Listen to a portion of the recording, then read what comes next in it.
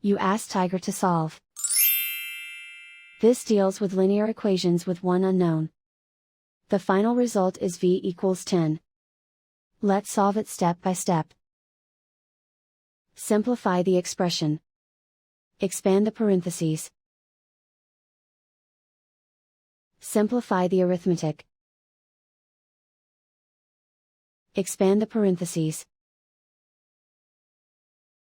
Simplify the arithmetic. Swap sides.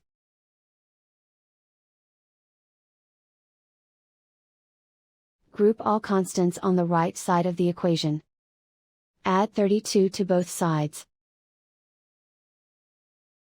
Simplify the arithmetic.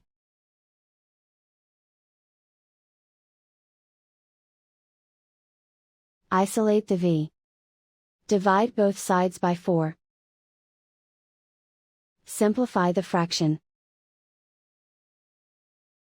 Find the greatest common factor of the numerator and denominator. Factor out and cancel the greatest common factor. And so the final result is v equals 10.